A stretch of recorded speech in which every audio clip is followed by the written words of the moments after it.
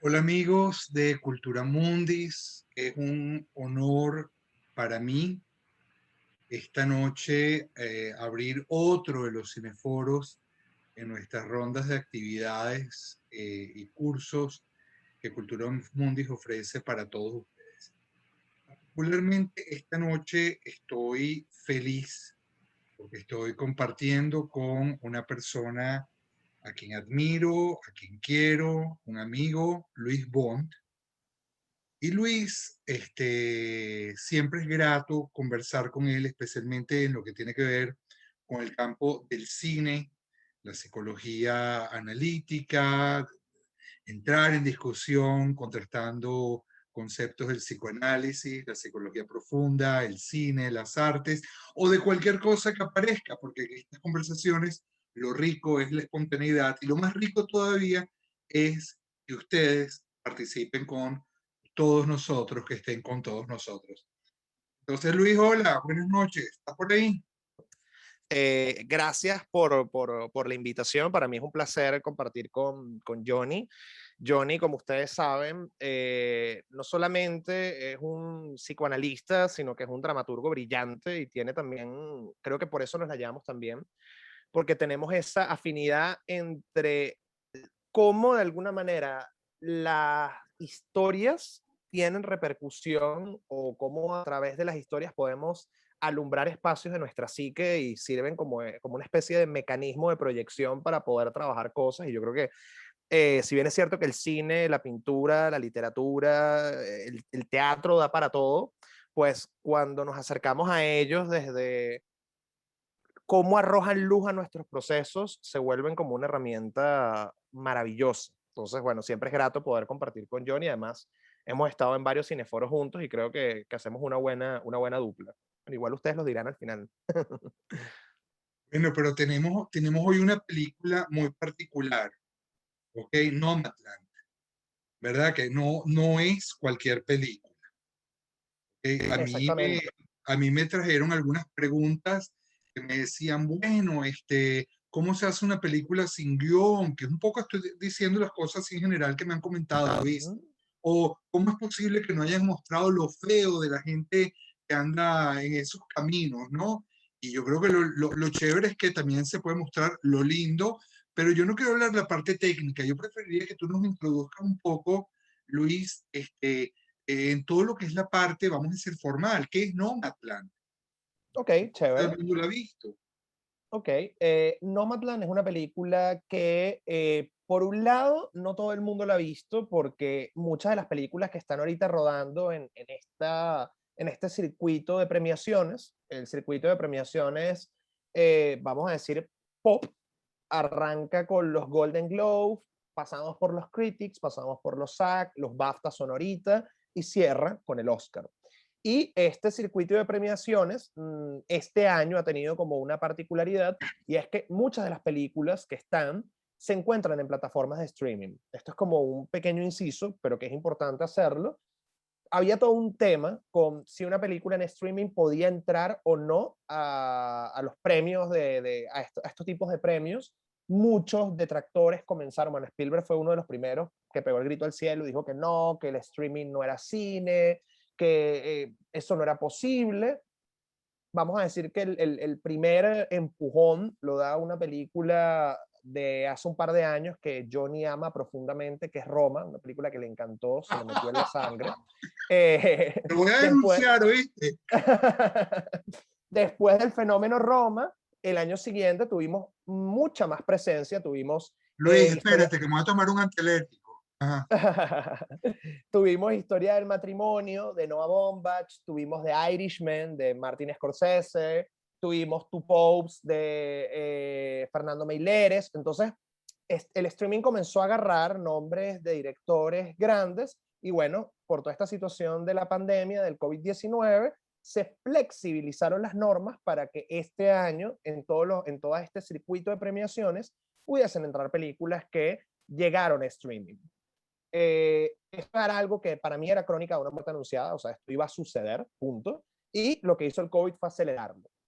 ¿Qué es lo que sucede? Muchas de las películas que tienen la gran mayoría de nominaciones están al acceso de la gran mayoría, de casi todos nosotros. Tenemos El Juicio de los Siete de Chicago, que está en Netflix, tenemos también Mank, que está en Netflix, Ma Rainey en Black Bottom, que no está nominada, pero bueno, Chadwick Boseman está nominado, hay unas cuantas, Viola Davis también está en Netflix, One Night in Miami está en Amazon Prime, Sound of Metal está en Amazon Prime, y Nomadland es una película exclusiva de Hulu, que Hulu es un servicio de streaming que realmente no lo tiene todo el mundo. Hulu es como el menos popular de estos, pero ha sido una película que le ha ido muy bien en toda esta ronda de festivales porque ha ganado Golden, ha ganado Critics, ha ganado en todos lados y además en categorías de peso. Chloe Zhao, que es la directora, Chloe Zhao, porque así es como se pronuncia, se ha llevado el premio y vamos a decir que si ustedes tienen que apostar dinero para el Oscar, pues pueden apostar a que Chloe Zhao se lo va a llevar como mejor directora. Y Nomadland también ha triunfado en la categoría de mejor película. Básicamente, en un resumen cortito, esta película narra la historia de Frances McDormand, que la película está ambientada entre 2012 y 2011. Ella pues decidió un día abandonar su pueblo fantasma donde estaba viviendo. Esos son detalles que están en la película.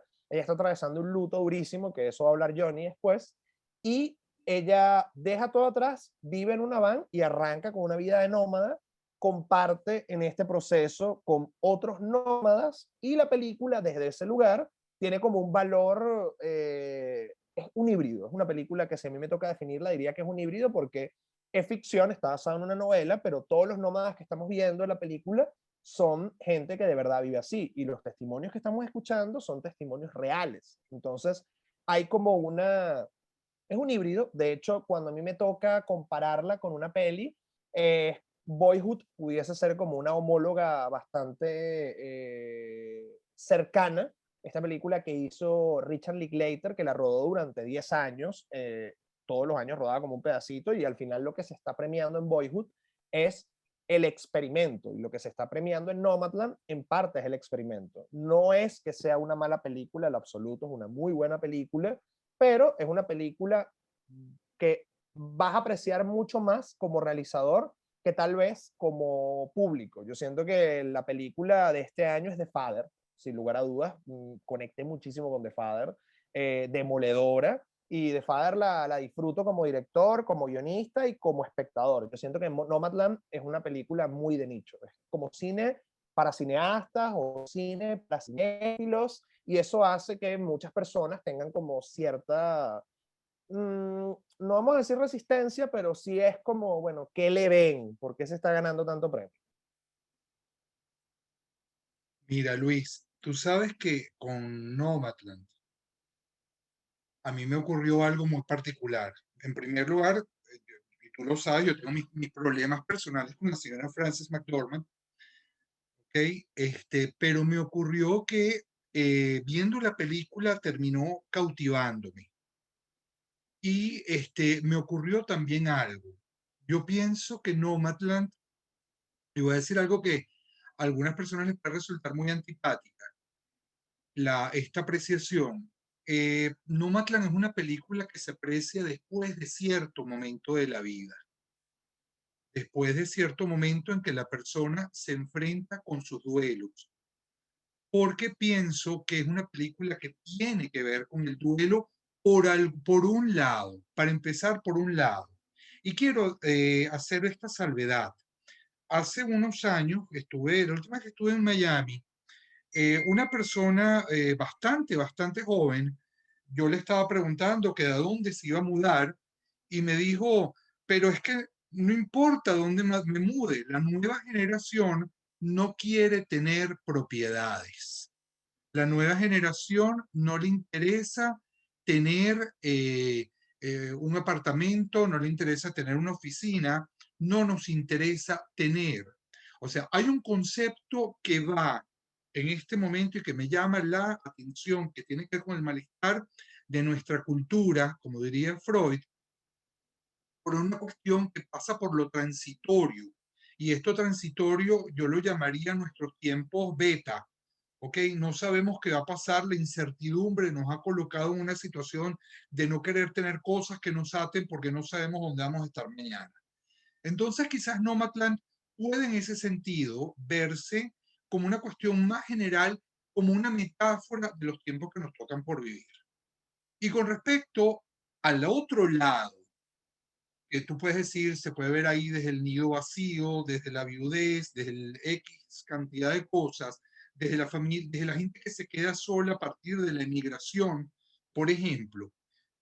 Para mí Nomadland cobra sentido, y le pido a la gente que no la ha visto que se tape los oídos en este momento, cobra sentido desde la escena final. Yo la película la veo desde la última escena, en el momento en que ella llega a la casa, atraviesa la casa vacía, abre la puerta y sale hacia la nada. Y para mí me provocó en ese momento volver a empezar a ver la película. ¿En qué sentido? En que es el tema de cuando se vive el duelo y no tienes nada de qué agarrarte, entras en ese no lugar del vacío y de la falta, ¿ok? La falta que, no, que conduce a un no más, ¿ok? La falta que conduce a no hay retorno, o por lo menos en el caso de ella.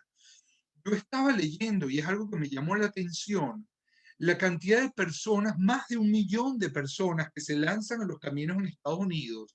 Y cuando me puse a averiguar un poco más, toda esta situación tiene que ver a partir de la recesión del año 2008, que muchas personas se lanzaron a vivir en esa situación de no quedarse aferrados a nada. Y por el otro lado, este señor que aparece en la película, que es el presidente de la organización Homes and Wells Alliance, el señor Bob Wells, comienza a estar 25 años en una camioneta después de que pierde al hijo. Y de una u otra manera, el hecho de conectarse, el de tener que levantarse para trabajar en cierto y determinado sitio, es como una suerte de ancla con la vida cuando sientes que todo lo has perdido. En ese sentido, creo que es donde Nomadland nos toca, porque todos hemos pasado por un momento en que pensamos que, wow, que perdimos, dónde estamos y a dónde vamos. Y ese duelo no tiene que ser de otra persona. A veces hacemos duelos por nosotros mismos. Y de hecho, en la famosa expresión de Nomadland, cuando dice, no soy una persona sin hogar, no tengo casa, que no es lo mismo, ese no tengo home, no tengo un hogar, que no es lo mismo, ¿ok? Que ser una persona sin un referente. No sé qué piensas de eso, Luis, desde tu perspectiva. Yo estoy súper de acuerdo contigo. Y precisamente eso es lo que me engancha de Nomadland, porque en el fondo es una película total sobre el duelo. Siento que es una película además que, aunque está ambientada casi 10 años atrás, nos toca por múltiples lados. Por un lado, nos toca porque, bueno, estamos en una época de luto. Estamos en una época donde muchas personas se han quedado sin casa por toda esta situación que hay terrible con el COVID, porque hay gente que ha perdido el empleo, hay gente bueno, que se le ha complicado bastante la cosa. Creo que todos nosotros tenemos algún familiar, amigo cercano que ha muerto por esta situación del COVID o que, bueno, quedó bastante mal. Entonces yo creo que ocurre como algo, como casi que un evento sincronístico entre Nomadland y lo que nosotros estamos viviendo ahorita. ¿Cuál es una de las críticas que le hace la gente a la película y que yo siento que también por un momento opaca ese discurso sobre el duelo? Porque precisamente hoy yo estaba hablando con unos compañeros periodistas sobre Nomadland y yo les dije, bueno, Nomadland es una película sobre el duelo. Y muchos me dijeron como, oye, es verdad, no había caído en cuenta de esto porque todo el mundo se queda como en la primera capa, que bueno, es una película de alguna manera anti-establishment, tiene como su cosita de izquierda, también como que le pone como un toque romántico a este estilo de vida que no es para nada romántico y muy duro. Entonces, bueno, hay como muchos la han atacado por romantizar la pobreza. Y yo creo que hasta cierto punto esta afirmación no es desquiciada, porque yo creo que también hay como, bueno, como pasa a veces con el cine venezolano, que se muestran en el barrio bonito y toda esta cosa, cuando eso es una vida muy, pero muy dura. Y yo creo que eso termina yendo en detrimento de ese discurso sobre el duelo que para mí es la espina dorsal de la película, o sea, la termina empañando. Y en mi caso particular, eso no me hizo ruido, pero sí conozco muchas personas que ven eso como propaganda de izquierda progre, que no, o sea, no quiero que me estén tocando esa tecla. Entonces, yo creo que Henry dice, para nada hay romanticismo del nomadismo, todo lo contrario. Bueno, Henry, cuando yo estoy hablando de romanticismo, tal vez no lo estoy haciendo en la acepción exacta de la palabra del romanticismo, de la conexión del hombre con el macrocosmo, toda esta cosa, no, sino lo digo romántico de vamos a hacerlo bonito, porque cada plano de Nomadland es una belleza.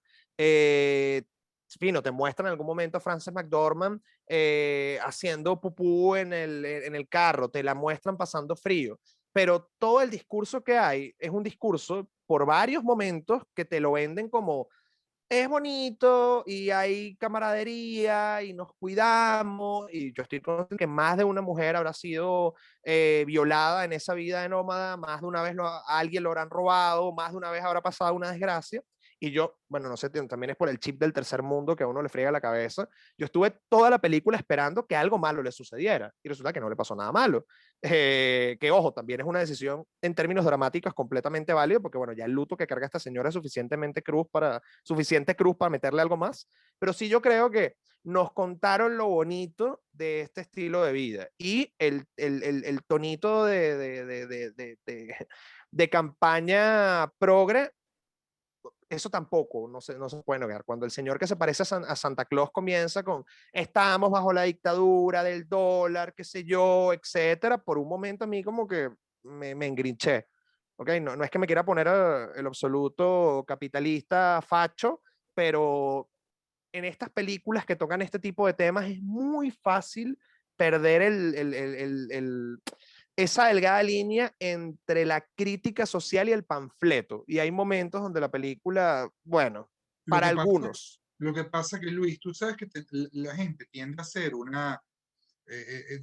pierde de vista entre la diferencia entre lo que la película debería ser y lo que el director pretendió hacer o el guionista pretendió transmitir ahí. ¿Okay? Y yo pienso que yo estoy de acuerdo contigo en esa opinión. Y fíjate, tenemos dos comentarios interesantes.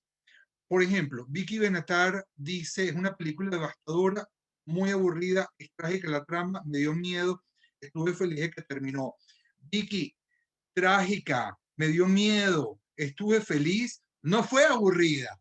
Evidentemente te movilizó y eso es lo rico. Ahí, como diría Freud, cuando decimos, es aburrido o estoy fastidiado, la pregunta es que no quiero ver. Y evidentemente movilizó una cantidad de cosas maravillosas. Y fíjate que Tony, ok, Tony B dice, ella tuvo oportunidad de sentarse otra vez y no lo quiso hacer. No, el gran filósofo Max Opp dice, el no lugar, vivimos en el mundo del no lugar. Nosotros cuando hoy en día el COVID nos está obligando a estar en un lugar, pero por lo general una autopista, un supermercado, un centro comercial, X es el no lugar, ¿entiendes? Entonces voy ahí a la apreciación, por ejemplo, que hace Valerie cuando dice homeless no es houseless, nuevamente. Entonces, yo lo que creo que cada quien tiene que ver con qué lo toque, cuál es su vínculo con el duelo. Quiero aprovechar para echarte un chisme, Luis. Tenemos acá presentes, mira, tenemos a María Elena Garazzini en logoterapia, a Betty Abadí Lacaniana, Fernando Liscano, psicólogo. Hay un grupo aquí, Cuarto Bate, que anda por ahí dando vueltas y que me gustaría un poco que los retáramos a ver qué tienen que aportar, ¿no? ¿Verdad? Y los que tengan otras profesiones, si hay sociólogos, me encantaría escucharlos y lo que me interesa, poner afuera en esta conversación carne y hueso, porque esto es lo que toca es nuestra sensibilidad. A ver qué es lo que piensan. Y algo aquí, Johnny, para hacer como un inciso, es Ajá. importante porque pasa mucho la dinámica de los cineforos que nosotros tendemos a ver la película desde nuestro lente, de nuestra especialización, de nuestro bagaje, etcétera, etcétera. Recuerden que una cosa es la propuesta narrativa de una directora, esto que estamos hablando de la parte romántica de la cosa nómada, que bueno, hay una estética, o sea, hay una estética del dolor, hay una estética del sufrimiento, hay una estética de lo feo, hay una estética de lo bonito, o sea, Eco ha hablado de esto y muchos otros teóricos. Y otra cosa es, bueno, el fenómeno social de la gente que ahorita está viviendo ahí. Entonces nosotros estamos hablando sobre la obra y a partir de la obra como núcleo podemos lanzar desde todas nuestras perspectivas y desde todas nuestras cosas, pero hay que tener cuidado porque a veces uno eh, peca de analizar la obra como si fuese un hecho y no como si fuese un hecho fílmico. Entonces, a mí siempre me gusta hacer como esa acotación. ¿Cuál es la diferencia, Luis? Me gustaría que la aclararas antes de que Vicky no Claro, o sea, tome la palabra. por ejemplo, hay un término que suena como muy rimbombante, que es la suspensión de la verosimilitud del universo narrativo. Ey, ¿y qué quiere decir esto? Bueno, básicamente la película te plantea un universo y tú compras ese universo. Tú ves que Frances McDormand, ella está sumida en el luto. Si al final de la película esta señora decide quedarse con el señor que conoció y hacer una vida y tener una casita y tener un perro, automáticamente la película se te desmorona, porque eso no es consistente con el universo que te están planteando y la construcción del personaje que hay. Eh, que a mí me hubiese gustado que yo en esa situación, que, ok, eso es otra historia, pero otra cosa es la propuesta que tiene esta directora.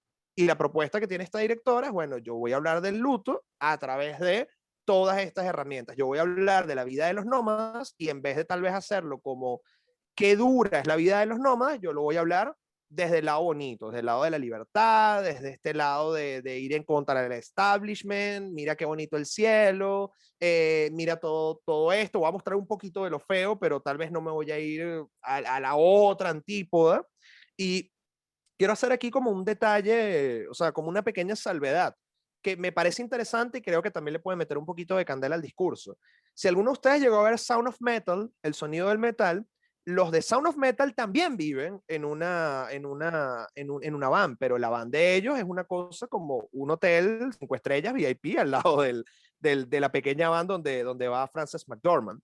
Y a mí me parece muy interesante cuando ves las dos películas, que no tienen nada que ver una con la otra, son muy, muy diferentes, como tú te das cuenta el contraste que se establece entre cómo para ellos es la van, que ellos tienen como, ellos sí tienen como aquella cosa romántica de, bueno, somos jóvenes y con la van nos podemos mover para todos lados, etcétera, versus Frances McDormand, que la van es una excusa como para de alguna manera, bueno, siento yo que con esa pérdida del hogar, con esa pérdida del esposo, ella perdió por completo su identidad y toda la identidad la proyecta en esa van y bueno, a partir de ahí hay como todo un proceso donde ella, yo quisiera pensar esto, y esto ya es especulación, ella seguirá en el camino y en algún momento se encontrará. Eso es por lo menos lo que de alguna manera la película te está dando a entender. Pero Y otro, fíjate que hay un detallito, Luis, perdóname que te interrumpa no, porque no, tranquilo. creo que estás poniendo el dedo en la llaga y yo quiero tocar un poquito, María Margarita Rodríguez destaca algo que tú dijiste, la estética del silencio. Uh -huh. Pero fíjate que hay algo. Ella lo ha perdido todo, pero hay una escena en particular. Cuando este señor que entra para tratar de hacer lazo con ella, le rompe el plato. Ese plato que es la pertenencia de ella, que probablemente ese plato es lo que ella se llevó de esa casa que ella compartió con el marido. El hecho de que ella tome ese plato, le diga aléjate y dedique dentro de la narrativa fílmica a reconstruirlo, ¿ok? Es fundamental. Eso es algo que la ata a su vida. Vicky Benatar, que tiene la mano levantada, ya vamos a hablar con ella, pero Vicky señala el elemento de lo romántico que hay ahí. Y yo quiero destacar algo, romántico, el romanticismo, la palabra como tal, viene de romantique, paisaje, y es una película donde la persona se pierde en el paisaje, y ahí ella se aferra a ese punto, ¿ok? Y fíjate una cosa, Marilena Garazzini lo está diciendo, la pérdida y el final es el inicio, ¿ok? Me parece importante porque está estableciendo un vínculo con lo que tú dices de Sound of Metal, también ya vamos a escucharte, Mari. Pero creo que ese tema, si la persona se queda sin nada de lo que agarrarse, entraría en la melancolía, porque la melancolía ya es la pérdida de todo contacto con el mundo. Entonces tenemos que establecer una diferencia. Una cosa es la tristeza, otra cosa es lanzarse al camino, que de una u otra manera puede ser una suerte de Ítaca. Me estoy lanzando al camino como una forma de ver qué me encuentro, porque todos ellos saben a dónde pueden regresar, pero también puede ser un viaje dentro de uno mismo, si lo queremos ver. Por algo ella regresa al inicio, que no consiga nada es lo que lo lleva otra vez a dar una y otra vuelta y otra vuelta sobre lo mismo, que sería lo que los lacanianos llamamos el goce. Ella se lanza en un goce dentro de su propia soledad. Los otros tienen a dónde regresar, pero hay ese punto que le evita la caída dentro de la melancolía. Yo no sé si me gustaría ver si tienes otra opinión, Luis, darle Sí, la palabra a Vicky, a Lele, yo podemos quería, escuchar distintas formas de distintas opiniones. yo quería contar algo que es obvio, pero al mismo tiempo no es obvio, y creo que es importante resaltarlo, y es que Nomadland es una road movie. Y como road movie, cuando nosotros la metemos dentro de este género, el carro con el que se está haciendo el viaje no solamente es un carro, sino que es una metáfora del personaje, es una metáfora de ese mundo interior, es una metáfora de su proceso de transformación. Ese carro es un sinónimo de independencia, es un sinónimo de un ego. Date cuenta que en algún momento le dicen, mira, el carro se echa a perder y le dicen, agarra esta plata y bueno, cómprate otro carro, es otra vida. Y ella no, porque es mi casa. O sea, ella está diciendo, ese carro es mi identidad. Si tú me quitas el carro, me quitaste todo. Ya ahí sí es verdad que me pierdo en la nada, me diluyo por completo. Y cuando nosotros entendemos que esto es una road movie y que todas las road movies tienen que ver con un elemento, todas, sin excepción. O sea, estoy hablando desde una posible homónima, salvando las distancias, como pudiese ser Into the Wild, esta película que dirige Sean Penn, o bueno, no sé, Little Miss Sunshine, Tu mamá también, Easy Rider, ustedes pueden poner aquí la película que más les guste. Todas hablan precisamente sobre la construcción de la identidad. ¿Qué es lo que pasa? Nosotros estamos acostumbrados a que la road movie termina el personaje yendo del punto A al punto B. En cambio, como acaba de decir Johnny, esto es un bucle. O sea, vimos un pedazo del viaje. No vimos ni cuándo comenzó ni cuándo terminó, vimos un pedazo del viaje. Y yo creo que eso me parece que es una apuesta interesante, pero a algunas personas eso le puede hacer un ruido porque sienten que, bueno, se quedó ahí como en una circularidad y no termina de cerrar. Pero de nuevo, regresando a lo que estábamos hablando al principio, esa es la propuesta. Y eso es lo que a mí me parece interesante como road movie, que es una película que está dentro de un género, pero que al mismo tiempo cumple con las convenciones del género, pero no, a pesar de cumplir con las convenciones del género, no se ata a ellas y hace como, bueno, le da como un twist diferente. Eso me gustó. Qué bueno. ¿Qué hacemos, Luis? Le damos paso a algunas personas para que den su Claro, opinión, claro, ¿verdad? por supuesto. Vi que Victoria levantó la Tenemos primero a mano, sí. Vicky Benatar, después María Elena Garazzini, tenemos a Sandra Katz y Betty Abadí. Tenemos ese orden. A ver, Vicky, a ver, para abrir el micrófono, déjame ver si te lo puedo activar. Eh, ¿Me oyes, Vicky? Uy, tenemos el honor de tener a Gloriana Sher con nosotros. A ver, Vicky, creo que ya puedes abrirlo. Ok, ya listo. Ajá. Hola Johnny, Luis, ¿cómo están? Mira, Bueno, yo vi esta película desde mi punto de vista no cineasta, sino desde el punto de vista de humano, sin tener mucha información sobre el director ni sobre nada de lo que ustedes están comentando. O sea, te estoy hablando desde mi sensibilidad. Eh, Quería hacerte un comentario, Johnny, que yo creo que los nómades jóvenes se diferencian de este tipo de nómadas, porque los nómadas jóvenes no quieren tener posesiones, sino quieren vivir experiencias. Y creo que es una diferente mentalidad que la que esta señora está atravesando. Ah, no, absolutamente, Vicky, lo menciono como un paralelo. Ah, ok, porque al principio a mí me impresionó mucho el texto inicial que explican que la fábrica de Gypsum Board quebró y que ese zip code desapareció. Entonces, eso me pareció a mí como el punto de partida para que ella tuviera que agarrar su carro e irse. Ahora, yo veo su situación de nómada como un choice, como ella escogió vivir así, como lo escogieron todos los demás. Querían una vida más tranquila, en contacto con la naturaleza, porque todas las vidas son difíciles.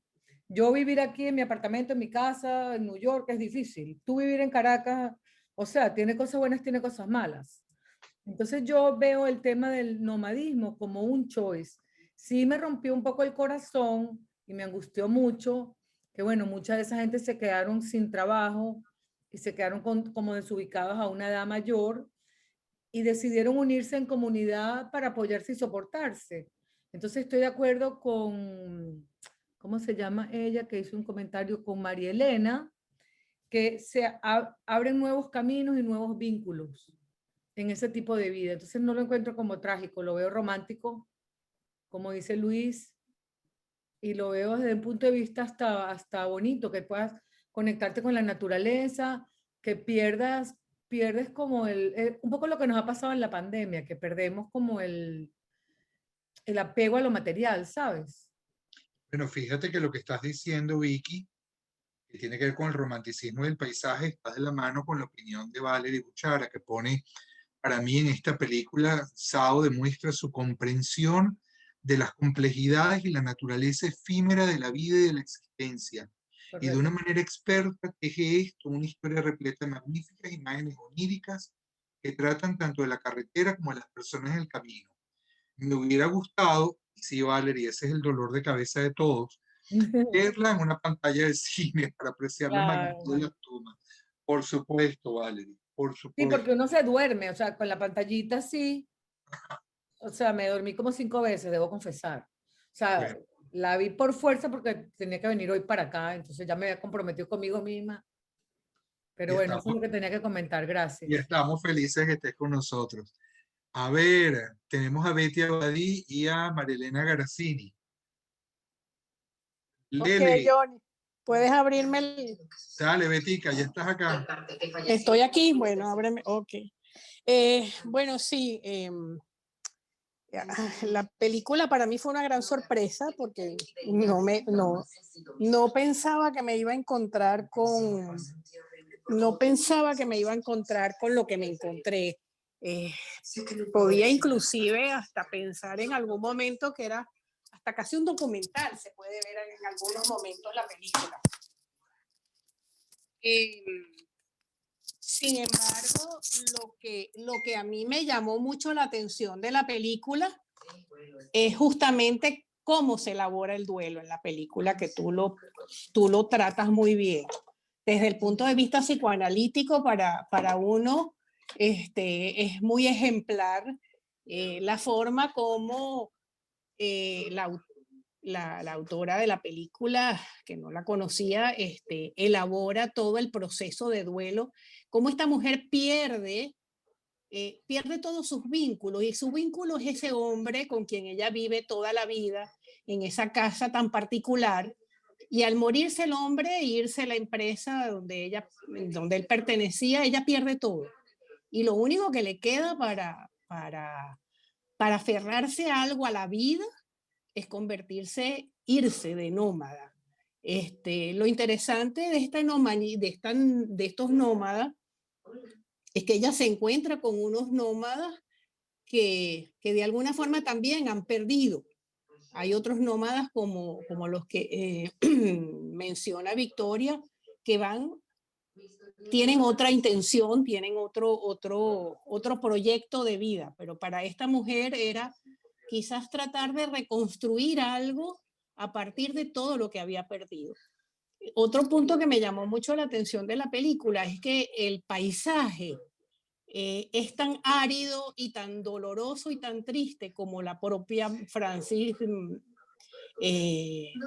se me va el apellido que no lo puedo pronunciar en estos momentos, pero hay como un paralelo entre el paisaje, la música y la personalidad de ella. O sea, el dolor y la tristeza está reflejado en el paisaje que ella va recorriendo. Un poco dentro de eso es mi perspectiva de la película. Gracias, Betty. Yo Interesantísimo. quiero acotar algo acá, ya que Betty nos trajo a Frances McDormand, y es que nosotros estamos, bueno, Frances McDormand es una actriz de lujo, nosotros la hemos visto en muchas películas donde ha brillado. Yo creo que la última donde todos la tenemos fresca, que además se llevó todos los premios, fue Three Billboards Outside Sí. Ebbing, Missouri, 3 anuncios para un crimen, le pusieron por acá. Y Frances McDormand siempre tiene estos personajes que son como muy confrontativos, que son como muy serios, y verla acá de alguna manera desde otro lugar más vulnerable, porque a pesar de que ella está haciendo mucho trabajo físico y la vemos pasar, está pasando mal, siempre tiene como esa cosa dulce, empática, introspectiva, no está como accionando, que muchas veces sus personajes tienden a ir hacia ese lugar.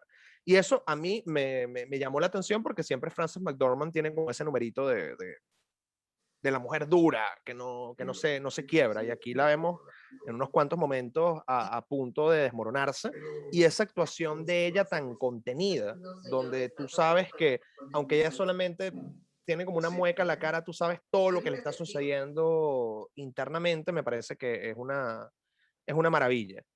Por otro lado, otra de las cosas que quiero también rescatar es, ya desde un punto de vista narrativo, como nosotros casi siempre solemos, y creo que aquí Johnny me puede secundar, casi siempre nosotros asumimos el luto como parálisis, y solemos ver el luto como parálisis en el cine en muchas películas. Manchester by the Sea, que es una película que me parece también demoledora, habla sobre el luto, y este señor está completamente paralizado desde todo punto de vista, profesional, personal, interior, y ver acá el luto como más bien elemento que dinamiza para que haya un movimiento, pero que al mismo tiempo haya como esa parálisis interna, ese juego de opuestos me parece que es sabrosísimo y que da muchísimo para poder analizar.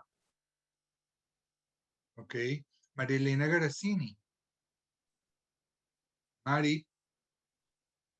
Sí, aquí estoy, Johnny. Hola, mi Hola, amor. ¿cómo están? Un Buenas placer noches a escucharte. todos. Una felicidad estar aquí contigo. No sabes, me la pusiste bombita poniendo el cineforo de esta película, porque además te cuento que con mi esposo buscamos las 10 películas que están nominadas y las vimos todas en Semana Santa. Nos fajamos en plataformas y en búsqueda, y fue una delicia. Y yo me había quedado, las 2 películas que más me gustaron por diferentes razones fueron Nomadland y Sound of Metal, las 2 películas que Luis acaba de nombrar, ¿no? ¿Por qué? ¿No? Y las 2 películas hablan un poco de, y Luis lo acaba de decir ahorita también, para algunas personas un duelo es el inicio de una búsqueda, ¿no? De una búsqueda de, ¿y ahora qué? ¿Para dónde voy? ¿Qué sentido le doy a mi vida cuando lo que era importante ya no está? Y en el caso de la mujer de la película, hay un duelo múltiple, se pierde tu lugar donde vivías, digamos, tus raíces de convivir, el marido, que era su referente más importante, y bueno, entonces imagínense, ¿no? Las 2 cosas más importantes de su vida no están, entonces hay un duelo muy, muy importante, y yo quiero rescatar porque el tema de la búsqueda, y siempre la búsqueda tiene que ver también con el relacionamiento, y ella hace 2 paradas importantes. Una es cuando va a buscar a la hermana, Fíjense que uno siempre tiende a buscar un referente, generalmente alguien de la familia, pero en el caso de ella, para ratificar, esta no es mi vida. Tú sigues siendo mi hermana, sé que me vas a apoyar, pero yo no puedo acoplarme a tu vida porque esta no es mi vida. Yo tengo que seguir buscando lo que sería mi camino o lo que sería el sentido de mi vida ahora, ¿no? Entonces es interesante como en esta película el duelo es un viaje, ¿no? El duelo es un viaje a un nuevo para qué y ahora para qué. Y lo otro es cuando ella decide ir a visitar al hombre que le ofrece una vida, ella dice, ok, déjame ir a ver si yo me puedo conectar, pero igual dice, yo no estoy lista para esto, yo no puedo venirme a vivir para acá tu vida porque yo estoy en búsqueda de mi vida. Y ahí es cuando entonces ella va a su casa, ella tenía que hacer un cierre que no había hecho, que era el cierre con todo lo que perdió, que era su vida, su casa, su lugar, y después de ahí en la película te dice, y sigo viajando para ver hacia dónde voy, ¿no? Entonces, el duelo como una búsqueda, el duelo como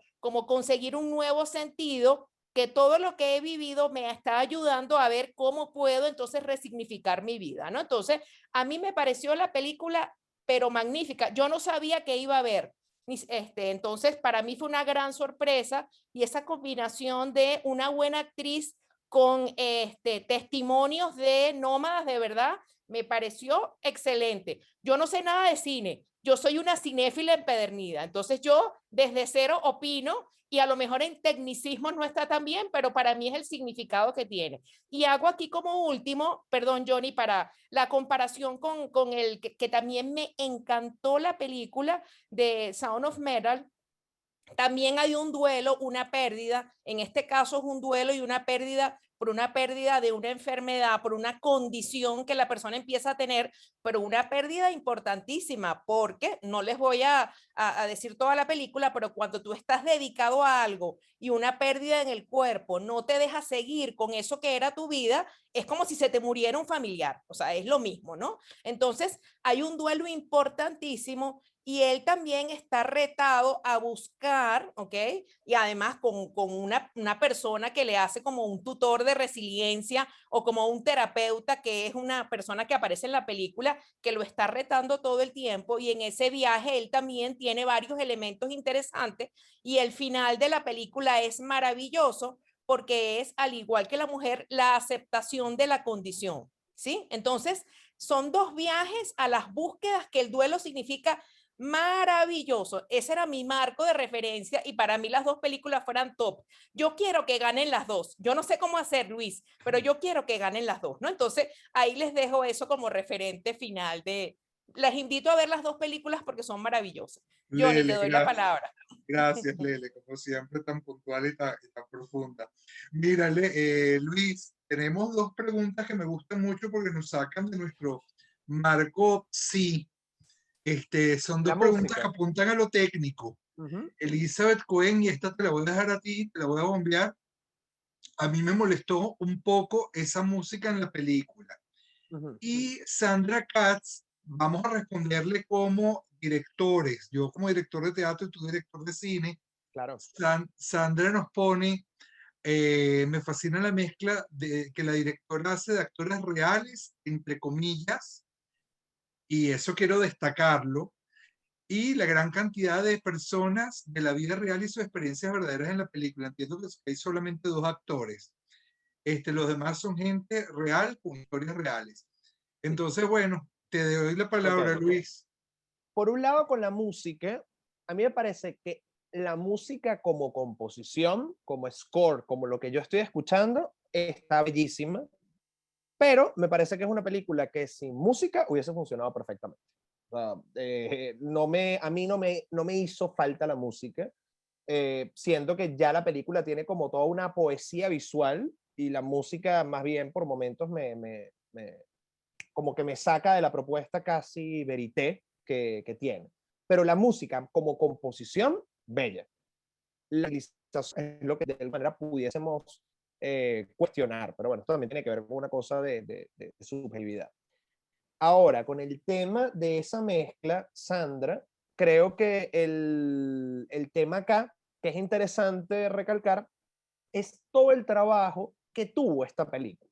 Normalmente, cuando se rueda una película, el estimado de tiempo es que una película se termina haciendo entre un mes, 2 meses, mes y medio, eso es como lo habitual.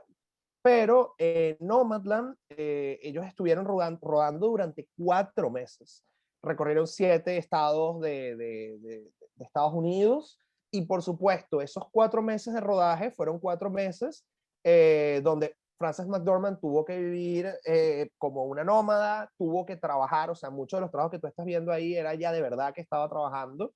Esto ya tiene que ver con, bueno, ella es una actriz que tiene una rigurosidad con el método de trabajo, construcción del personaje, etcétera, que, bueno, eso por supuesto se nota en la película.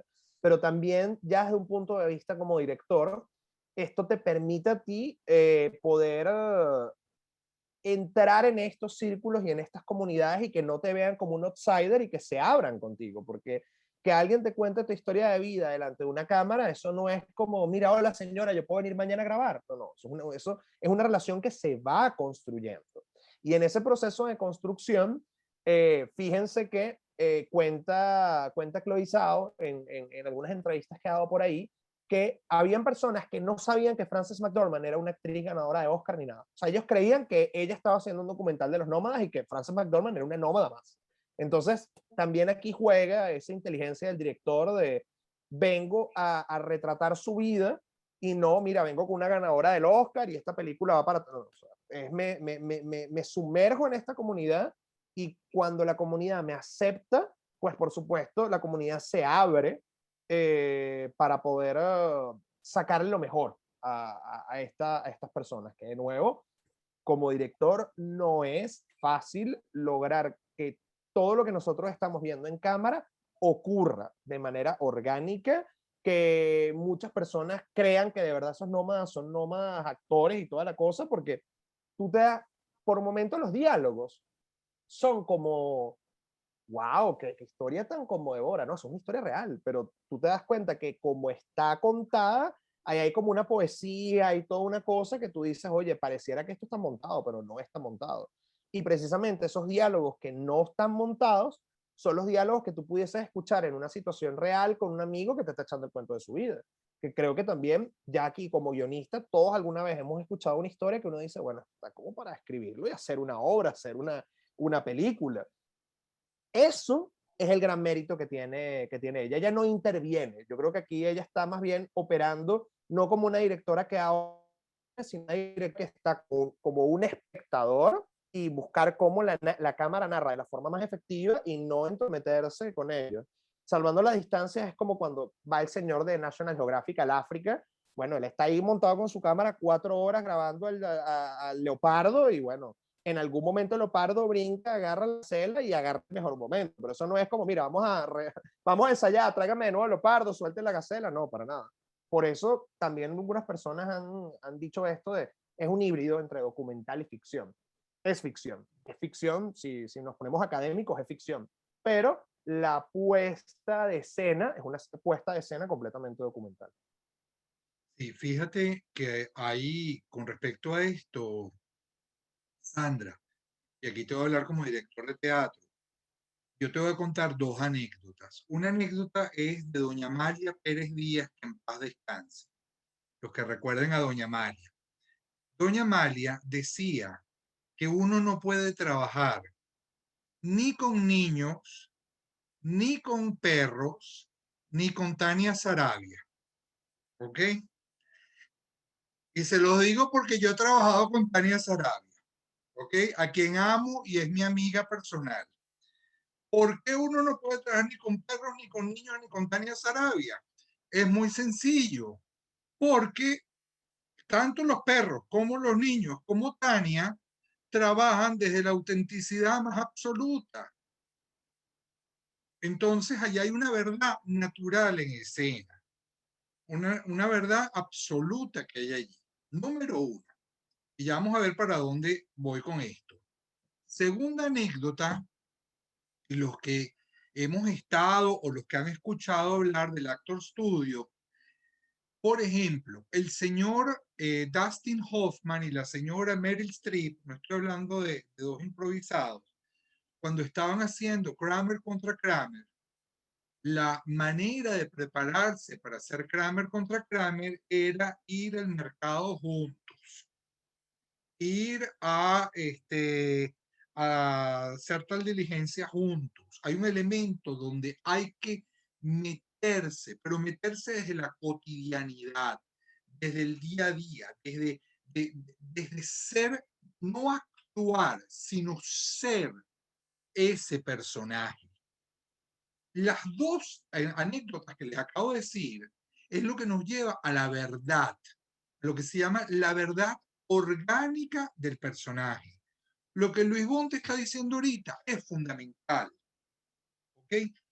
La manera como se preparó Frances McDormand es justamente que vivir como vive esta gente. Yo no puedo decir, no, me voy a meter en el personaje y lo voy a hacer. Dentro del método eso no existe. Uno tiene que vivir la situación, estar en la situación, entender la situación y ver cómo eso resuena dentro de uno. En ese sentido, Sandra, en ese sentido, se pierden los límites entre lo que es diferente y lo que no lo es. Y se establece una comunión. Y en ese sentido es que vas a poder lograr establecer el testimonio de aquellos que no son actores. En ese sentido es donde, y que Luis me corrija, es donde toma el sentido documental, porque estas personas están testimoniando su vida. Y eso es lo que podría ser su parte documental. Y como muchos de ustedes han dicho, sí, ella es una nómada más. ¿Por qué? Porque en el método eso es lo que justamente se está buscando. Eso es fundamentalmente por donde apuntan los tiros. Yo no sé, Luis, si quieres comentar algo. Sí, Henry quiere comentar algo también. Le podemos dar la sí. palabra. Yo quisiera solamente hacer una pequeña acotación a esto que dices, Johnny, y es que si bien es cierto que la cámara de la directora, bueno, establece un punto de vista sumamente personal y que, bueno, la cámara es protagonista, el espacio es protagonista también. Nomadland es una película que Frances McDormand carga a ella en su espalda, ella sola. O sea, esto es lo que en teatro y también en cine se conoce como un estudio de personajes. Tú ves a esta señora, bueno, desde haciendo pupú, lavando, caminando por ahí, la ves desnuda, la ves bañando, o sea, la ves haciendo todo, todo, todo, todo, todo. Y cuando tú estás haciendo este tipo de propuestas donde una persona carga todo el peso de la película encima, pues es que la preparación tiene que ser así, no puede ser de otra manera, porque en No el puede primer momento en el cual tú dudas de que esta señora de verdad es una nómada, se te destrozó esto que decíamos al principio, la verosimilitud del universo narrativo, y listo, te saliste de la película. Te saliste de la película por completo. Y eso es, o sea, no todo el mundo aguanta este trabajo, porque a veces nosotros evaluamos las actuaciones en términos de, bueno, estaba, no sé, la actuación de Anthony Hopkins en The Father es increíble, ¿ok? Ojo, esto no es una crítica de él, pero Anthony Hopkins está de tú a tú con Olivia Colman, que es otro monstruo. Entonces, bueno, no es lo mismo un pone entre dos grandes a yo solito, la cámara y ya. O sea, eso tiene otro nivel de complejidad. Y por supuesto, Correcto. la preparación tiene que ser así de rigurosa. Es correcto, correcto. Henry, comenta, padre, que ahí estás. Hola, ¿cómo están? Muchas gracias por la oportunidad. Muy buenos todos los comentarios que han hecho. Yo quisiera sencillamente agregar alguna cosa para verlo un poquito desde el punto de vista macro y entender, primero, muy acertado todos los comentarios que han hecho sobre esta directora, que hay que saber un poquito más de ella. Ella es china, nacida en China, se fue muy joven a Inglaterra, donde aprendió inglés y después fue a estudiar ciencias políticas en los Estados Unidos, después terminó haciendo un máster de cine en New York. Entonces es interesante que cuando ella era estudiante, cuando llega a los Estados Unidos, sufre este desengaño que nos sucede a muchos inmigrantes, que no estás llegando a Disney World cuando llegas a los Estados Unidos. Ella le toca vivir en una situación de precaria, le toca vivir en los slums, o lo que podrían ser como los barrios, y ver la verdadera Estados Unidos. Y desde su principio, sus 4 pocas películas que ella ha hecho, se ha involucrado mucho con los outsiders de la sociedad norteamericana. Y esto es lo que la motiva a ella como creadora. Y en ese método que muy bien identificó Luis, de involucrarse, no solamente que hacen, como bien dijo Johnny, los actores se deben involucrar en el personaje. Ella se involucra como directora plenamente en su mundo que piensa retratar. La primera película que ella hizo es maravillosa, Canciones que cantó mi hermano, si la consiguen por ahí, es extraordinaria.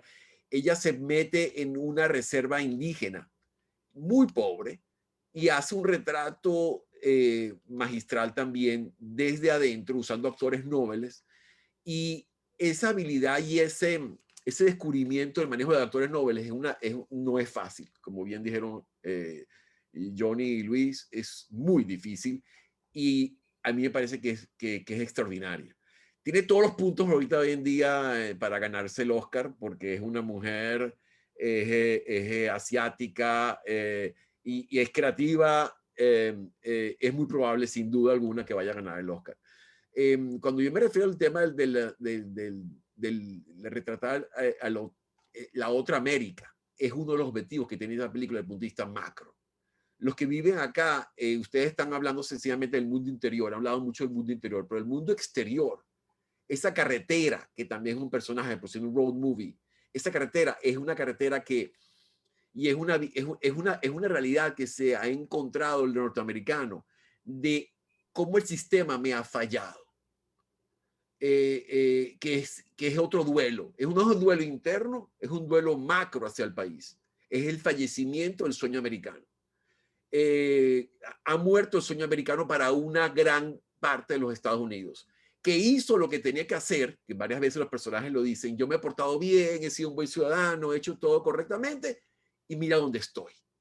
Entonces, ¿qué pasó con el sueño americano? Ahí hay un duelo que se plantea, y un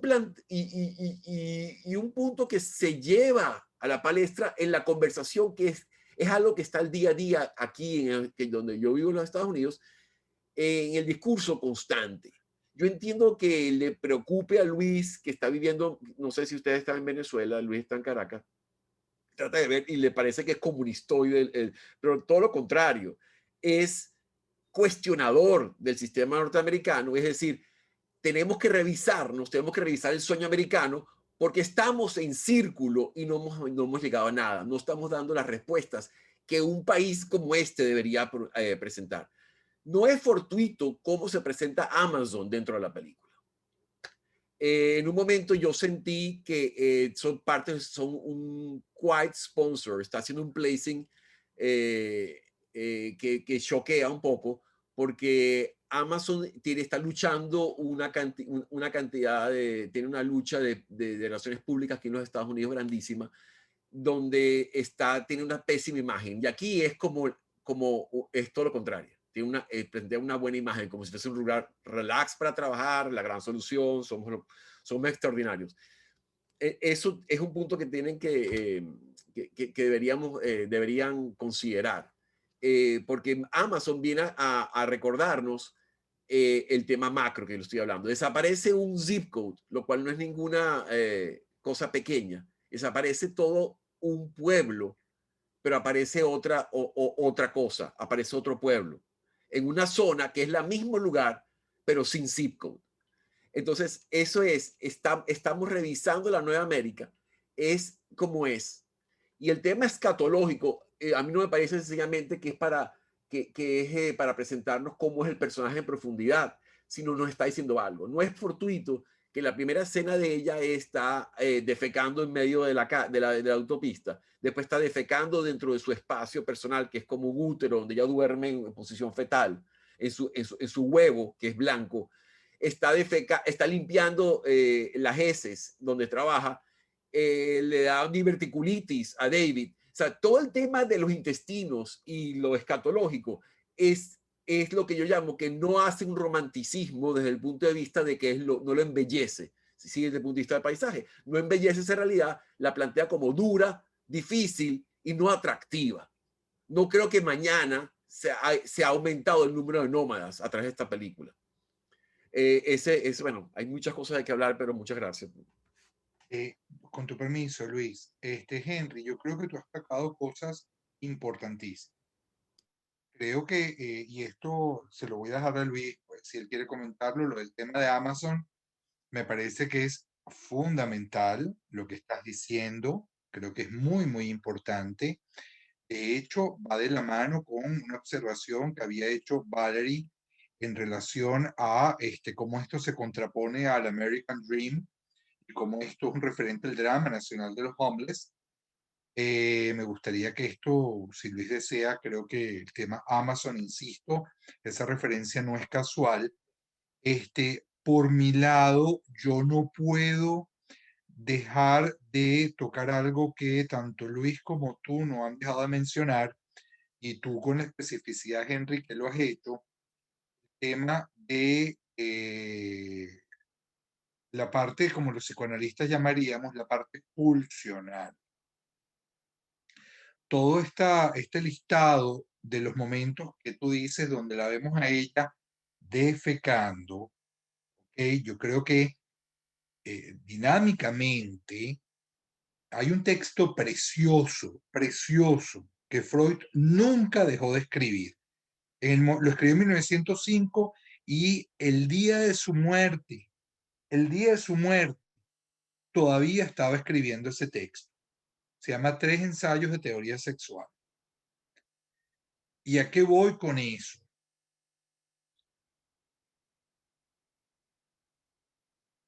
Cuando hablamos de lo defecado, nos lleva inmediatamente a el soltar o el retener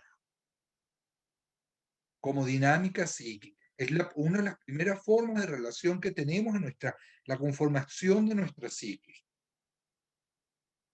Durante la película es una cuestión de soltar, soltar, soltar en el no lugar. Ella en ningún momento retiene. Lo único que retiene es un referente al hogar, un plato que otro le rompe y que ella repara. El tema de la reparación en un contexto donde ella no ha parado de soltar implica la necesidad de salvar algo que se ha destruido dentro de ese mundo psíquico. Y tú lo dijiste, Henry, cuando señalas en ese vehículo como un huevo. Y aquí puedo agarrar y pedirle a Luis que nos hable de lo que implica la imagen del huevo alquímico. Puedo agarrar y buscar simbólicamente la imagen del huevo, irnos al jardín de las delicias y ver lo que todo eso significa como una unidad cerrada que engloba algo que está por nacer. Entonces, yo creo que es precioso que tú este tema, que yo no lo llamaría escatológico, yo creo que toca el cuerpo. Es una mujer que está todo el tiempo colocando el cuerpo y entregándose, lanzando el cuerpo a la nada, mientras todos vuelven a un referente. Ella está, por eso yo decía, en el punto de lo melancólico, ¿ok? Casi rozando el punto de lo melancólico. Este punto permitiría discusiones larguísimas. A mí me encantaría escuchar, por ejemplo, María Elena Garazzini, una especialista en Víctor Frankl, que tocó el tema de la resiliencia, que pudiera de repente aportar esto. Me encantaría escuchar el punto junguiano de Louis Bond, ¿okay? Y poder irnos. Me da miedo convertir este foro en un foro psi, ¿verdad? Teniendo tantas cosas y cinematográficamente todo lo que al menos yo he aprendido esta noche escuchándolos, y me parece que es lo fundamental, ¿no? Entonces yo lo que les invitaría es hacer algo que es lo que pienso que es lo más importante de la película, si mi amigo Luis Bond me lo permite, y es ¿Qué sintieron ustedes como espectadores? Dejemos a un lado el hemisferio izquierdo, que a veces se vuelve tan fastidioso. ¿Qué sintieron como seres humanos? ¿Qué nos toca a nosotros? Si fuéramos nosotros los que estuviéramos en ese recorrido por caminos donde ¿cuántas veces nos hemos perdido? ¿A dónde hemos tenido que llegar para poder volvernos a encontrar? ¿Cuántas veces hemos vuelto a nuestras casas y hemos sentido que esos parajes que eran familiares de repente ya no lo son? ¿Qué hemos hecho para la tan cacareada palabra de la pandemia para reinventarnos? Ella regresa a la casa y no puede reinventarse y sale nuevamente por la puerta de atrás, como sale todo, porque Henry, tú no has parado de hablar de la puerta de atrás. Cada vez que la señora hace lo que tú mencionas que hace, es por la puerta de atrás, y ella sale por la puerta de atrás a la nada, otra vez. Freud decía, y ya para cerrar, que el asco, la vergüenza y la conciencia moral son los diques contra el deseo. En esta entrega, porque la mayoría de las personas que me han escrito en privado me preguntan que por qué no sale justamente lo feo. Entonces la pregunta es, ¿y acaso la película no es una versión sublimada de la búsqueda después de la pérdida, del sentido de la vida, después de un duelo? COVID, migraciones, etcétera, etcétera, etcétera. Ahí se los dejo, Luis, y agarra esa bombita, Lele. Bueno, yo quiero rescatar como un par de cosas del aporte que nos dio Henry, que me pareció súper interesante. Por un lado, con el tema de Amazon, a mí lo que me hizo ruido es, bueno, pero ¿por qué Amazon no? Porque esta película no está en Amazon Prime, por ejemplo. O sea, ¿por qué no se tocó la puerta de Amazon para que fuese el sponsor y toda la historia? Bueno, por lo que tengo entendido, en algunas entrevistas, bueno, Chloe Zhao lo que quería era explicar que esta gente vive del trabajo, viven a destajo. Y bueno, quiso retratar a Amazon así, muchas personas le han caído encima por esto de la verosimilitud del universo narrativo, porque aparentemente la cosa con Amazon no es así tan bonita, ¿no? Esto es la gente, la gente en Amazon sufre accidentes, no le pagan bien, es un ambiente tóxico, hay todo un tema alrededor y mucha gente le cayó encima por eso. Pero ella dijo que bueno, era un trabajo más, ella quería venderlo como un trabajo más y punto. O sea, fue Amazon lo que consiguió, ha podido conseguir otro lugar. O sea, no hay como el poner Amazon ahí no es como un statement que ella está haciendo. Por otro lado, con el tema de la crítica al sueño americano bueno, que murió, etcétera, etcétera, yo siento, y aquí ya entro en un tema completamente subjetivo y debatible, que me parece un discurso mucho más contundente cuando creo que la señora dice, yo trabajé toda la vida y al final mi pensión son $500. Mucho más contundente al cuento de la tiranía del dólar que se lanza Comisanta. O sea, yo creo que hay unas maneras mucho más sutiles de hablar de la caída de los sistemas sin caer como en el discurso, sin caer en el panfleto. Y a mí la parte panfleto es lo que a mí no me gustó. Por ejemplo, el discurso de Comisanta, ese discurso que en algún momento es como una pelea que va a haber entre esto que están tocando de la burbuja que está ocurriendo con la burbuja que explotó, que de eso se habló en The Big Short, cuando está hablando ella con el señor que es un realtor, diciéndole, bueno, tú estás haciendo que la gente compre una casa que nunca va a poder terminar de pagar y se meta en un rollo.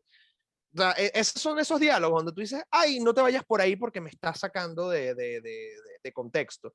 Y Chloe Zhao, y aquí es una de las cosas que a mí en lo particular me hacen ruido, ella dice que su película, y lo dijo en una entrevista a Vanity Fair y lo repitió en una entrevista a Voltaire, que ella no está...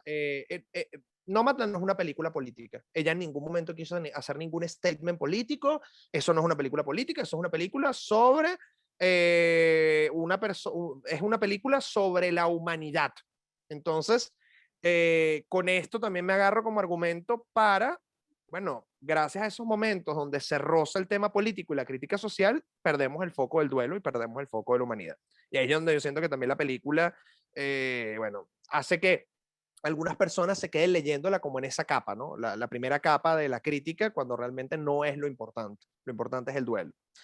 Quiero también rescatar con esto que había traído Johnny, de bueno, cómo lo pudiésemos ver tal vez desde un punto de vista junguiano, ¿no?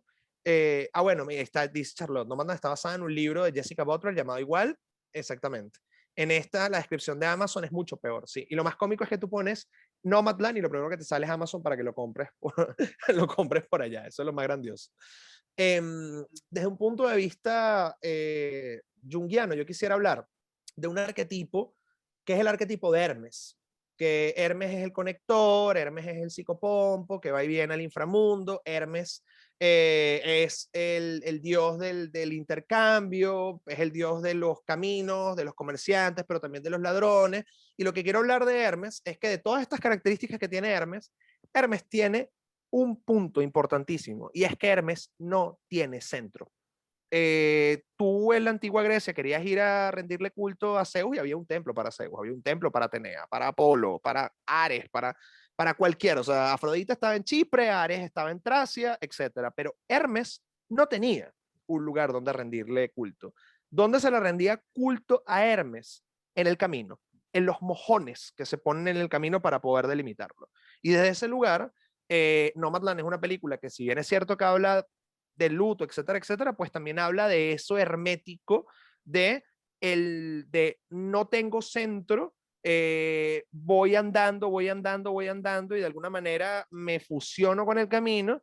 Y si tuviésemos que conseguirle un autor contemporáneo con el cual esta película pudiese hablar, yo creo que sin lugar a dudas Zygmunt Bauman, con toda esta saga líquida, miedo líquido, sociedad líquido, amor líquido. O sea, nosotros lo que estamos viendo en Nomadland es completamente la licuefacción de el hogar, porque ella dice, bueno, esto que había traído Valerie, que me parece que es un diálogo durísimo, yo no soy homeless, soy houseless. Sí, por supuesto que sí, pero de alguna manera, ¿qué es el hogar? No solamente el hogar es donde estoy yo, sino también el hogar es la familia. Y date cuenta que esta mujer, por este mismo estilo de vida, pues también quien tiene familia en ese lugar. Date cuenta que cuando el señor que le estaba echando los perros decide ir a donde su familia, se queda en una casa. La otra señora que también estaba viviendo en el camino dice, bueno, yo voy a devolverme a mi casa para dejarle algo a mis nietos. O sea, siempre de alguna manera hay esa necesidad de volver al hogar, pero esta señora, por lo menos en el ratito de película que vemos, no hay una posibilidad de tener un centro. Tal vez podemos especular que más adelante sí, que superó su luto y después buscó al señor en la casa y vivieron felices. Chévere, pero eso es especulación.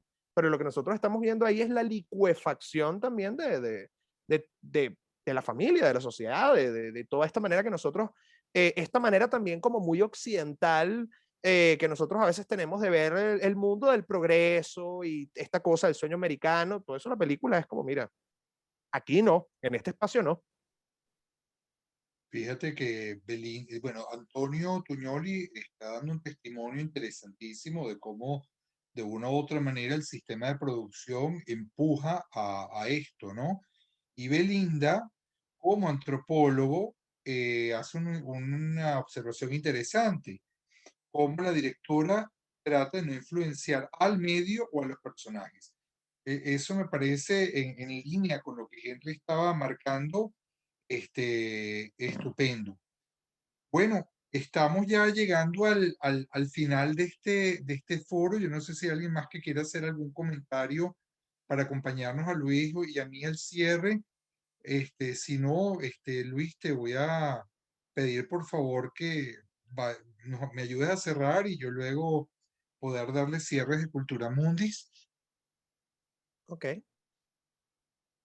Bueno, lo primero es que gracias, Johnny, por este espacio, porque yo creo que este año, en medio del COVID, las películas que están nominadas, oye, hace falta espacios como este para conversar, para nutrirnos de diferentes puntos de vista.